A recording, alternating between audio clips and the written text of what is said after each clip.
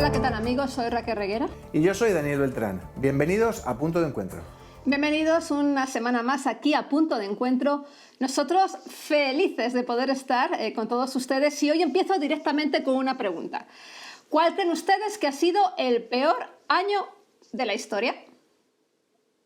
Atención que este programa se pone interesante porque, bueno, seguro que para muchos de ustedes pues es posible que el 2020 o el 2021 hayan sido uno de los peores años de nuestras historias particulares, ¿no?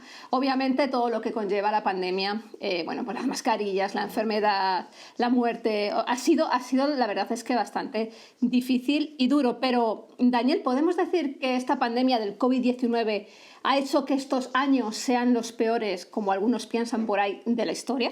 No, realmente no, Raquel. Y si miramos a la historia de los últimos cientos de años, digamos, de la humanidad, vemos que ha habido años mucho peores, con guerras, con pestilencias. Y sobre todo hay un año del que os voy a hablar que se considera como el peor año en la historia de la humanidad. Wow, esto promete. Pero vamos a empezar con una frase del escritor argentino y monje benedictino Mamerto Menapace, que dice lo siguiente: mi percepción a medida que envejezco es que no hay años malos, hay años de fuertes aprendizajes y otros que son como un recreo, pero malos no son. Obviamente este señor no salía mucho, porque si hubiera estado en medio de esta pandemia, realmente ha habido un cambio. Y los años 2020 y 2021 han sido años extremadamente complicados, y a los que tenemos hijos aún más, ¿no? Sí. Y esto no, es absolutamente indudable, no podemos poner aquí todo color de rosas, realmente ha sido complicado. Hoy venimos pesimistas como el programa anterior. No, pesimistas no. Yo pienso que hay que mirar a la realidad, ¿no? y reconocer ni tanto ni tan calvo, ¿no? No, pero vamos a ver, siempre es necesario tener este tipo de palabras porque siempre es bueno, en medio de todas estas crisis, pues tener un halo de esperanza, ¿no? Un llamado a la superación, al optimismo.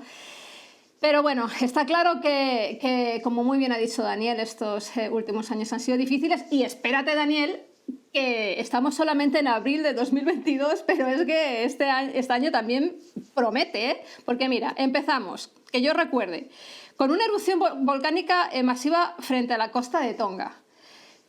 Siguió, bueno, pues la guerra entre Rusia y Ucrania, que nos tiene a todos en un vilo.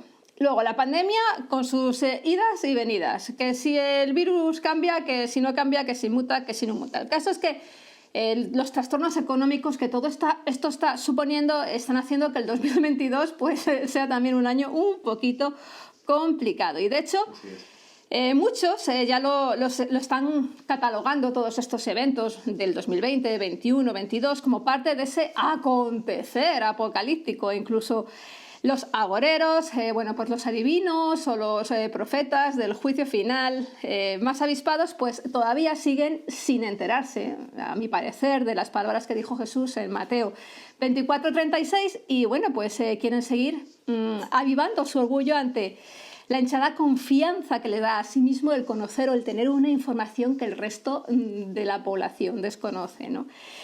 Pero bueno, estos años que estamos viviendo, efectivamente, como hemos dicho, a lo mejor a nivel personal, pues no están siendo muy buenos. Y si los ampliamos, ya no lo miramos en el 2020, 21, 22, sino que los ampliamos a la historia global. Daniel, ¿tú piensas que han sido, como dijo el señor Mamerto, de esos años en que has aprendido mucho o simplemente se pueden considerar como unos años de recreo? No, yo creo que es interesante ese punto que traes, Raquel.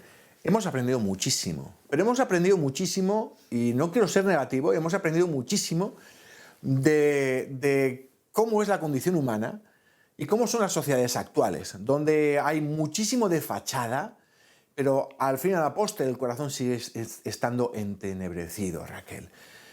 Pensábamos que habíamos dejado el siglo pasado atrás con sus disputas, sus egoísmos y sus guerras, y lo que estamos descubriendo en este año 2022 aparte de una vuelta al antropocentrismo más brutal, plasmado en el transhumanismo, estamos regresando incluso en Europa básicamente a los albores de una nueva guerra mundial.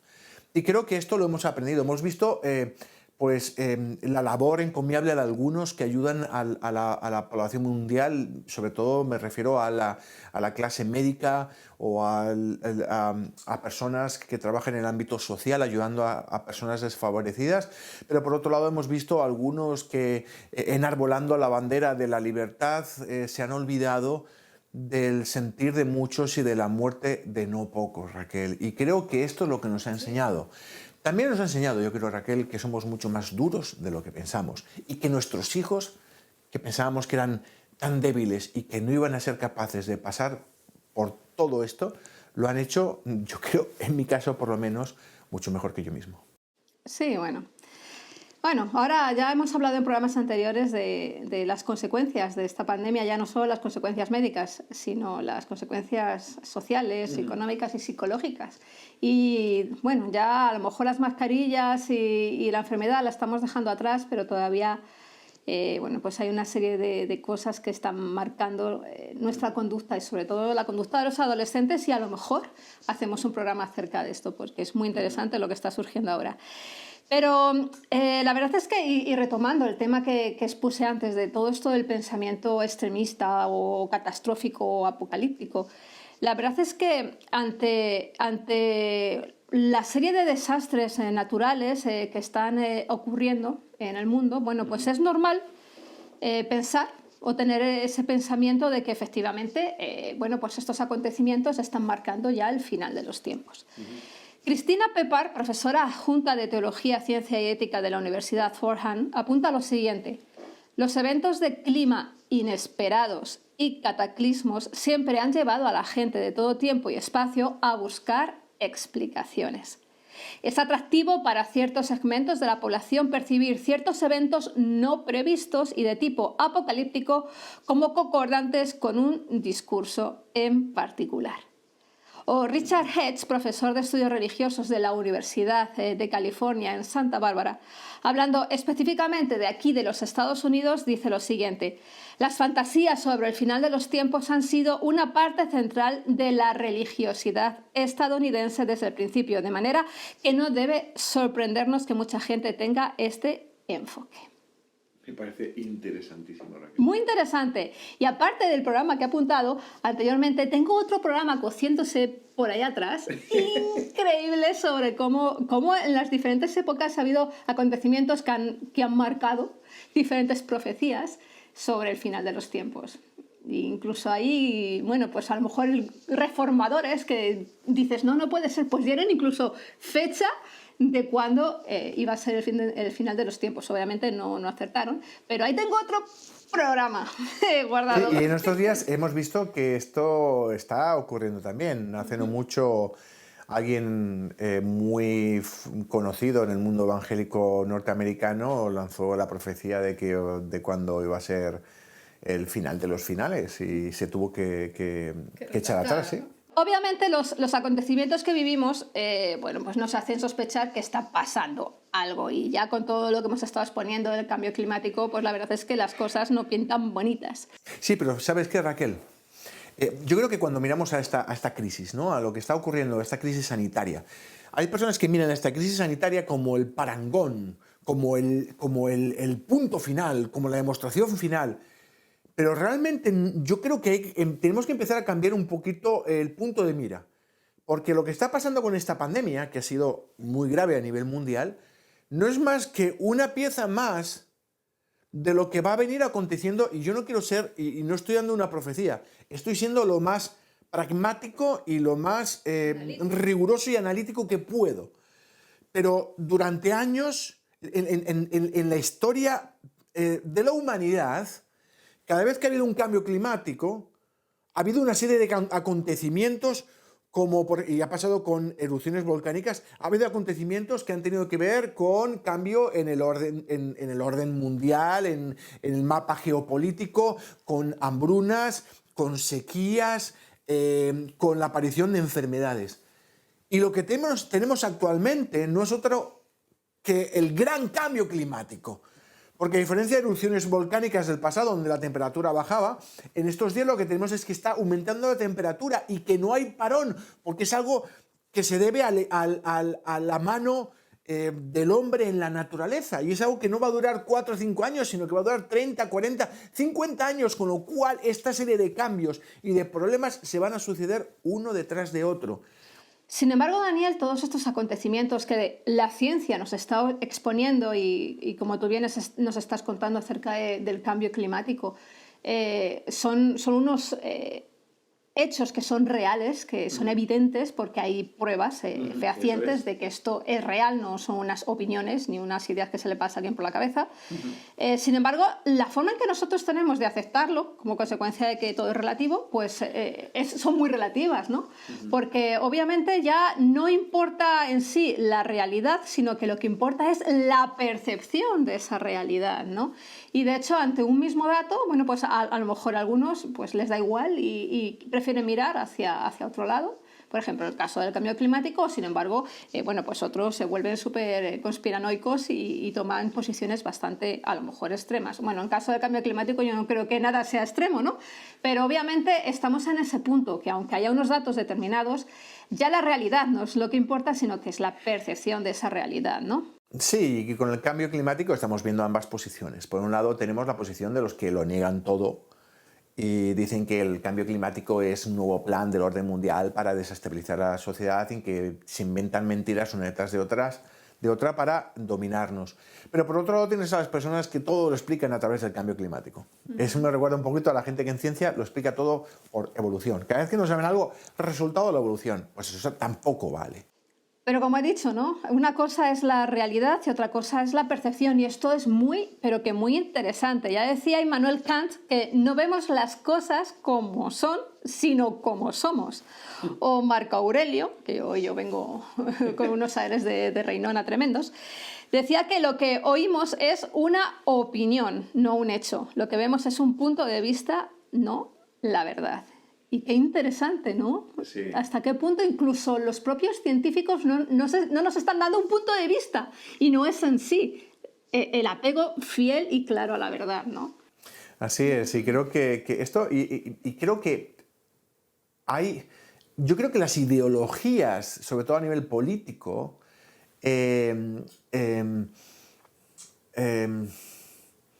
digamos que se acostumbran a negar la realidad y se basan en una opinión o una visión sesgada. Y lo estamos viendo a nivel político tanto a través de la derecha en algunos casos y a través de la izquierda en otros casos. Y a veces da la impresión de que cuando miramos en el ámbito político, yo creo que si tú miras a la izquierda al final de la izquierda y a la derecha al final de la derecha, al final son igual de estúpidos. Y es así, pasa con temas como en años anteriores, y volverá el tema de ideología de género como el tema del cambio climático. Y el mismo fundamento tienen, falta de fundamento tienen los que defienden posiciones que van en contra de lo que la ciencia nos está diciendo. Sí, y fíjate, esto de la percepción es muy interesante. Mira, en una encuesta hecha aquí en Estados Unidos, en el sur de California, en San Diego, en el año 2020, pues el 39% de los encuestados dijo que el 2020 fue para ellos tenían la percepción de que para ellos fue el peor año de la historia. Solamente el 1% dijo que ese año les fue genial y que estaban encantados con el 2020. Se quedó en casa y se compró todo el vino le dieron el dinero del salario, se quedó en casa y se gastó todo el dinero en vino. ¿Y qué tal? ¿El mejor año de mi vida? No tenía homeschooling por medio, ¿no? No tenía niños. A lo mejor era... ¿Sabes quién era? No era la profesora de nuestra niña. Seguro. Porque esa no trabajó, vamos, lo mismo que Papá Noel, vamos. Bueno, pero sin embargo, en el 2021, ya a nivel ya más extenso en todo Estados Unidos, hicieron una encuesta y resulta que el 53% tenían la percepción de que para ellos había sido el peor año de la historia. Y aquí se ve, ¿no?, cómo efectivamente todo uno cuenta la historia según le va, ¿no? Claro. ¿Y cuáles son los principales motivos que acrecientan este desfase entre la realidad y la percepción? Pues mira, que uno que es súper, hiper, mega conocido, que siempre se ha dicho, y es el de el consumo ilimitado de medios. Sesga nuestra percepción del presente. ¿Qué significa eso? Que si uno está muy pegado a la televisión, a las redes sociales o a los medios de comunicación y no le pone un filtro, como nosotros siempre decimos, no eligen, no escogen bien sus fuentes, van a tener un problema porque a lo mejor se está distorsionando dicha realidad. O si lo que eligen es un medio con un sesgo ideológico, político, cultural muy marcado y deciden no cambiar nunca el canal. Entonces ya, porque una cosa es que cambies de canal, pero si no cambias de canal y siempre escuchas al mismo loco, al final te crees todas las locuras de esta persona. Sí, así es, ¿no?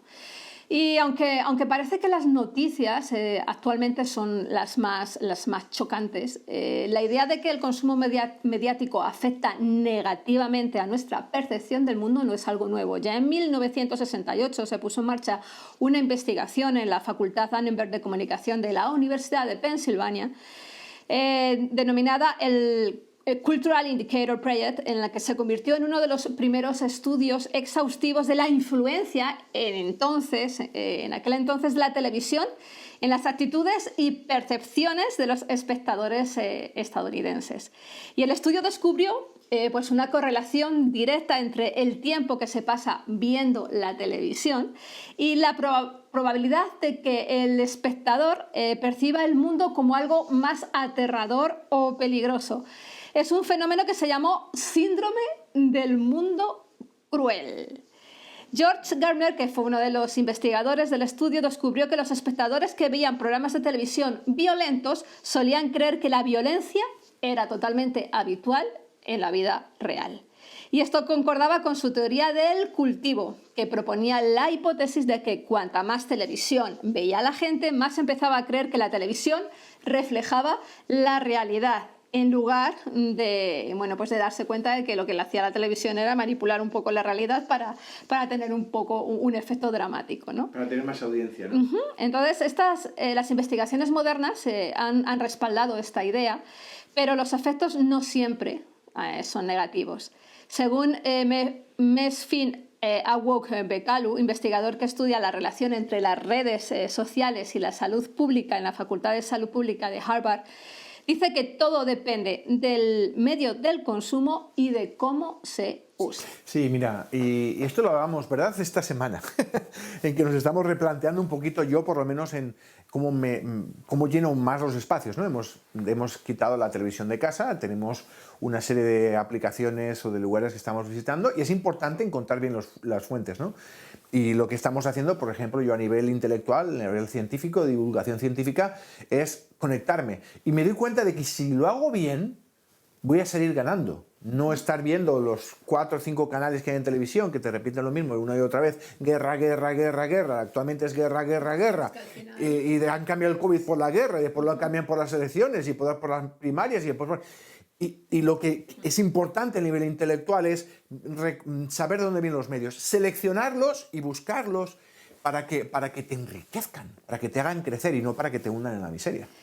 El caso es que, como ya hemos estado diciendo en el programa, el COVID-19 ha causado una serie de estragos en todos nosotros, ya no solo la enfermedad, sino se nos ha ido un poquito la cabeza, la verdad. Y tal vez el uso excesivo del contenido online, al convertirse en la fuente principal de nuestra información, de nuestro entretenimiento, de nuestra interacción, está propiciando que tengamos una serie de problemas psicológicos. Entonces, esta necesidad de consumir una gran cantidad de contenidos durante la mayor parte del día ha tomado un giro un poco oscuro. Cuando la mayoría de la información que circula, pues obviamente han sido durante la pandemia, pues han sido malas noticias, menos aquí en Punto de Encuentro, que nos lo hemos pasado divinamente, divinamente. Entonces, desde la cobertura de la pandemia hasta los problemas sociales, es prácticamente imposible que una gran mayoría de los contenidos que nosotros tenemos en los feeds de nuestras aplicaciones sean bueno, pues son totalmente negativos, estresantes o deprimentes. Sin embargo, debido a nuestros patrones de consumo, porque, por ejemplo, bueno, pues los señores de Facebook o de Instagram o de otra serie de redes sociales, pues saben perfectísimamente qué es lo que te gusta. Y a los hilos del dios algoritmo, bueno, pues esto ha generado que nosotros tengamos unos contenidos determinados y que constantemente tú estés viendo prácticamente la misma noticia contada por activa y por pasiva, lo que supone que a lo mejor no te das cuenta, pero está en tu parrilla de contenido, pues estás simplemente o solamente teniendo ese tipo de información pues un tanto negativa, ¿no? Vamos a ver, para que lo entiendan los que nos están escuchando y viendo. Lo que vemos en redes sociales no es contenido aleatorio. Lo que se ve en Facebook o en Instagram o en YouTube es contenido que proviene de una serie de algoritmos o de cálculos matemáticos que estas plataformas diferentes tienen para saber cómo engancharte de un vídeo a otro vídeo a otro vídeo, de tal manera que, porque ellos saben que cuanto más tiempo pases pegado a esa aplicación, más dinero te van a sacar. Punto. Punto. Eso de la libertad, olvídate, no existe libertad. Y si tu medio, el medio a través del que tú te informas y te educas son redes sociales, lo que vas a tener y lo que vas a aprender es lo que Facebook, Instagram o YouTube quieren, no lo que realmente te conviene. Bueno, quieren, si tú en un momento determinado has optado por una vertiente determinada en la información, pues ellos saben que te gusta eso y van a estar constantemente empapándote de ese contenido. Entonces, ¿qué es lo que ves? ¿Qué es lo que ves a veces en Punto de Encuentro que te están poniendo muchísimo? Cuéntalo, cuéntaselo que lo sepan. Tenis. Sí, señor. Nadal, Alcaraz, y yo voy y miro tenis. ¿Qué ocurre? Ahora, cuando vas a Punto de Encuentro, te vienen el canal de Djokovic, el de Nadal, de no sé qué. Nuestro canal personal en Facebook, ¿no? No cualquiera que entre puede ver lo que nosotros vemos en nuestro... Claro, pero es lo que a mí me ponen ahora. Yo voy, mira, Federer está entrenando de vuelta. Y le cliqueo, y le cliqueo. Y al final mi contenido, y el contenido, tener cuidado, el Punto de Encuentro es tenis. En cierta manera, bueno, es tenis, no cambia, no tiene que ver con ideología ni con posicionamiento político, pero imagínate que fuera el Partido Demócrata o el Partido Republicano. Claro. Facebook te lleva a cada vez meterte más y más en tu círculo y cada vez en vez de abrirte los horizontes lo que hace es que te los estrecha, convirtiéndote en una persona extremista y fanática de una posición política determinada. Así es que recuerden, doom scrolling o doom surfing. Acuérdense de esas palabras, ¿ok? Pero bueno, aquí en Punto de Encuentro, como nosotros queremos sacudir esas percepciones un tanto controvertidas y queremos apegarnos lo máximo a la realidad, vamos a la pregunta del principio, ¿ok? Porque claro, todo esto ha empezado con el tremendo interrogante de si efectivamente el 2020 fue el peor año de la historia.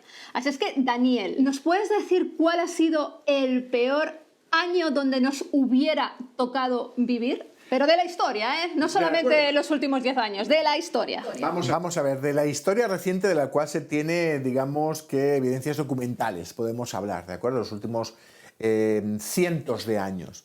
Y ha habido momentos en la historia de la humanidad muy complicados. Hace un siglo, con la Segunda Guerra Mundial, la Primera Guerra Mundial, Europa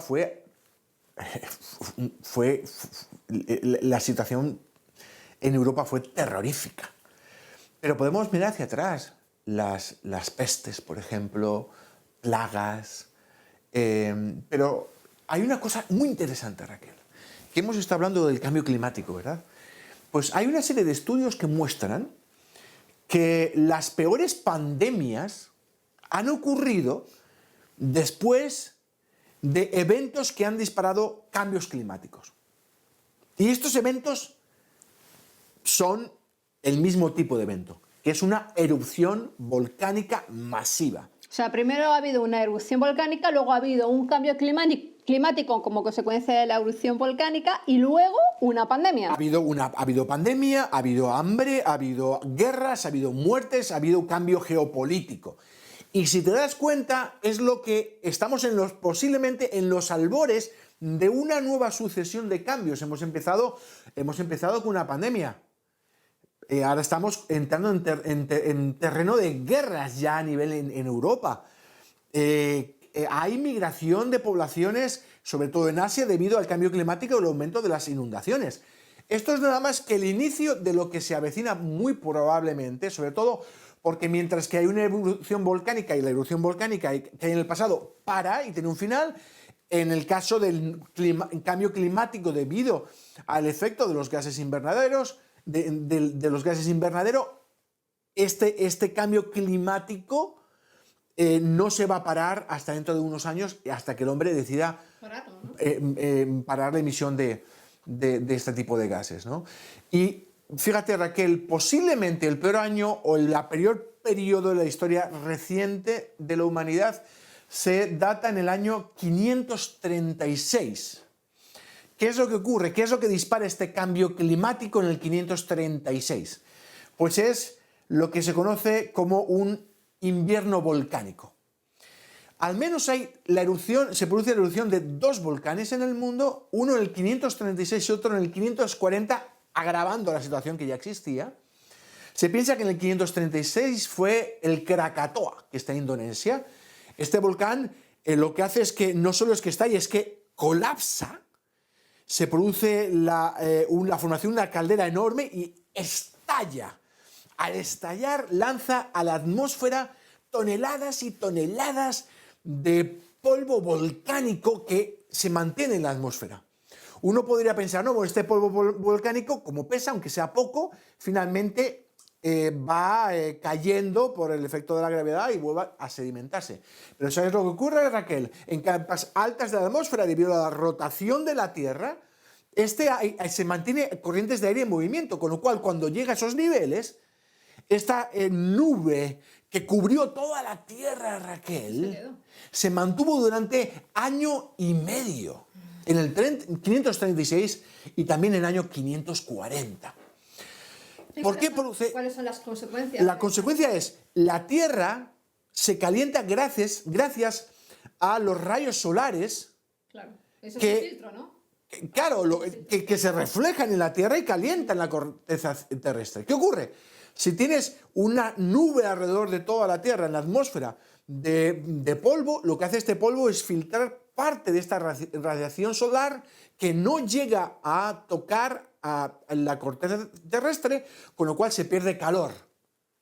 Claro. Lo que ocurrió en el año 536 es que se llegó debido a la falta de energía calórica, la temperatura global del planeta en cuestión de semanas disminuyó en 2 a 2,5 grados centígrados. Te puedes imaginar todo lo que esto causó. Y ahora, si quieres, te traigo un poquito de las evidencias documentales. Pero produce, lo primero, una falta de calor. Imagínate las personas que vivían en aquel entonces, en que al no haber conocimiento científico no se sabía por qué había pasado esto, si era un castigo de Dios, cuánto iba a durar, con lo cual las personas vivían en un estado de pánico constante. Las culturas en aquel entonces, el Imperio Romano del Este, el Imperio Bizantino, que estaba floreciendo, dependía muchísimo, y también la cultura china, por ejemplo, dependía muchísimo de la agricultura. Eran culturas agrícolas y ganaderas. ¿Qué ocurre? Al bajar la temperatura, desciende la cantidad de agua que hay en la atmósfera. ¿Qué ocurre? Sequías, frío, se perdieron muchísimas cosechas. Hubo una hambruna tremenda en todo el mundo. Posteriormente, con las hambrunas, como pasa y puede pasar en un futuro, en los años próximos, hay migración de poblaciones, hay cambio en la situación política de los países que están en crisis, con lo cual se genera inestabilidad entre países y también interno, de tal manera que finalmente incluso el Imperio Bizantino, que estaba floreciendo, empieza a ir en picado y se produce un cambio a nivel de todo el mundo. Y finalmente lo que se produce es la aparición de la primera peste bubónica de la historia, en el año 541, debido al efecto que tuvo este cambio climático en la aparición de la peste. O sea, que estuvieron ¿cuántos años sin ver el sol, básicamente? Básicamente estuvieron año y medio, fíjate. Año y medio sin ver el sol. Sí, y hay evidencias documentales. En el 536, en su informe sobre las guerras contra los vándalos, el historiador bizantino Procopio de Cesarea escribió: durante este año tuvo lugar el signo más temible, porque el sol daba su luz sin brillo, como la luna, durante este año entero, y se parecía completamente al sol eclipsado, porque sus rayos no eran claros tal como acostumbra, y desde el momento en que eso sucedió, los hombres no estuvieron libres ni de la guerra, ni de la peste, ni de ninguna cosa que no llevara a la muerte. Y sucedió en el momento en que Justiniano, que era el emperador, estaba en el 10º año de su reinado. Mira, un estadista romano, Casiodoro, escribió cosas como: al mediodía no se veían sombras de personas en el suelo. O, por ejemplo, hubo una helada prolongada y sequía fuera de temporada. Dice que había heladas durante la cosecha que endurecieron las manzanas y agriaron las uvas. Se perdieron gran parte de las cosechas. Esto causó una hambruna terrorífica, no solo en lo que era el Imperio Romano del Este, sino también hay reportes de las Islas Británicas, hay también reportes de China en el que llegó a nevar en pleno agosto. Y esto llevó pues, a la muerte por hambre de una gran parte de la población y un desequilibrio económico terrorífico. Finalmente, lo que hablábamos, ¿no?, de los efectos mariposa.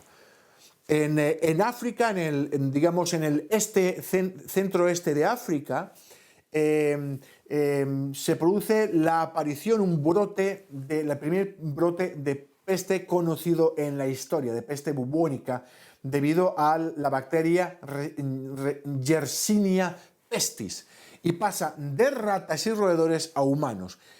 Esto se produce porque esta bacteria crece y se multiplica sobre todo en el tracto digestivo de las pulgas a una temperatura por debajo de 27,5 grados. Cuando baja la temperatura global, en la zona donde existe esta bacteria en roedores, baja la temperatura, con lo cual se ve favorecido.